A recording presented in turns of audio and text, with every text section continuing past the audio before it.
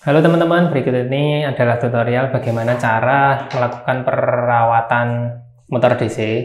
Kemudian ada bagaimana cara memasang roda ini, kemudian bagaimana mengatasi encoder yang tidak mau terbaca. Untuk yang pertama, kita belajar bagaimana cara melepas dan memasang roda. Jadi untuk melepasnya silahkan roda yang di bagian luar ini, ban yang bagian luar ini bisa diambil. Kemudian nanti di sini akan ada dua lubang, 1 dan 2. Nah, itu silahkan dimasukkan kunci L 1,5. Di dalamnya itu ada baut tanam 1,5 mili, bisa dibuka ke kiri, diputar ke kiri sekali atau 2 kali putaran saja. Kemudian di bagian yang berseberangan juga dibuka. Nah, nanti dengan mudah roda dapat diambil. Kemudian bagaimana cara merawat gear yang ada di dalam gearbox ini? Teman-teman silahkan buka gearboxnya menggunakan obeng plus. Di sini ada 2 baut yang dapat dibuka. Silahkan dibuka keduanya hingga hampir terlepas. Kemudian silahkan ini bisa ditarik seperti ini. Nah, nanti di sini akan ada gear 1 yang di sebelah gearbox yang pertama. Kemudian ini silahkan ditahan, sambil ditahan yang ini dibuka. Nah, nanti di sini juga ada gear. Nah, silahkan ini bisa dibalik seperti ini saja menyimpannya. Kemudian yang di sini ada baut dan yang lainnya silahkan ditahan menggunakan tangan seperti ini. Nanti teman-teman bisa beli grease di Cibot. Ini saya buka dulu. Nanti silahkan menggunakan pincet atau obeng plus. Silahkan grease-nya itu ditaruh di bagian gear ini. Tujuannya agar suara motor DC lebih halus. Kemudian yang kedua adalah gear ini tidak mudah aus seperti ini. Nanti bisa diberi lebih banyak. Ketika sudah, silahkan nanti ini dipasang kembali. Caranya adalah dengan, jadi yang ada gearnya ini di luar ya. Jadi kita memasukkannya dari sini, yang ada kuning-kuningnya ini atau yang gearnya panjang. Silahkan dimasukkan di bagian ini. Seperti ini berarti. Ya, seperti ini dimasukkan ke sini. Kemudian sambil diputar dikit gitu, seperti itu. Kemudian jika sudah, coba diputar, pastikan ketika ini diputar gear yang di sini juga ikut berputar.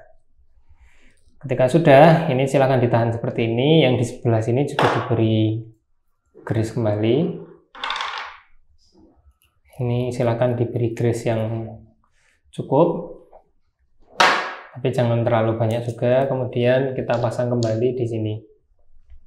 Nah, di sini ada 2 lubang ya. 2 lubang itu nanti harus masuk di bagian ini. Seperti ini. Ketika memasukkannya agak susah, silahkan sambil diputar gearnya ini, sambil ditekan ke dalam. Karena gearnya itu harus saling bertemu.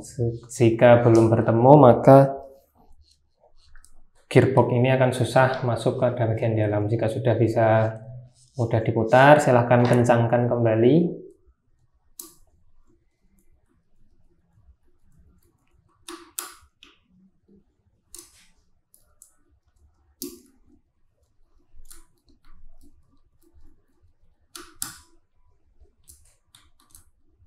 Ketika sudah kencang, kita coba kembali putar. Nah, ini ketika putarannya sudah normal atau bisa diputar dengan lancar, berarti proses pemasangan sudah berhasil.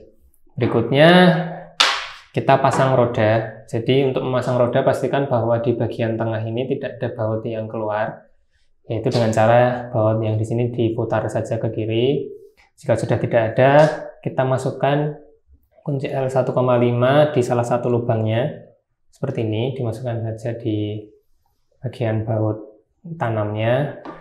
Nah, yang terpenting adalah kita harus mengetahui shaft motor DC yang lebih pipih. Di sini kan ada yang pipih ya ini, jadi tidak bulat seutuhnya. Ada bagian pipih ini fungsinya untuk menahan baut tanamnya. Jadi pastikan baut yang kita pegang ini, baut tanam yang kita pegang ini, itu pertama kali kita pasang di bagian yang shaft D-nya ini, yang datar ini. Kita masukkan seperti ini. Nah, yang shaft D ini kita kencangkan terlebih dahulu, yang bagian datar. Jangan sampai di bagian yang bulat seperti ini. Sampai agak kencang, cukup sekali saja. Kemudian yang sebaliknya kita kencangkan. Ini kita kencangkan juga. Kemudian kita coba lepas. Ketika sudah kuat, kita coba putar. Nah, ini sudah normal. Kemudian kita pasang ban bagian luar. Nah, ini tinggal dipasang seperti ini, ditahan dikit sambil didorong seperti ini. Nah, untuk merapikan bisa menggunakan kunci L. Ini tinggal dimasukkan saja, kemudian ini kunci rodanya diputar. Nanti roda akan masuk dengan mudah seperti itu. Jadi ini tinggal dimasukkan di satu roda, kemudian diputar, kemudian ban akan rata terhadap ban satunya. Kemudian ketika ada encoder yang tidak berfungsi, silahkan cek bagian bawah sini, pastikan kedua LED ini menyala. Itu tandanya bahwa encoder sudah mendapatkan tegangan power.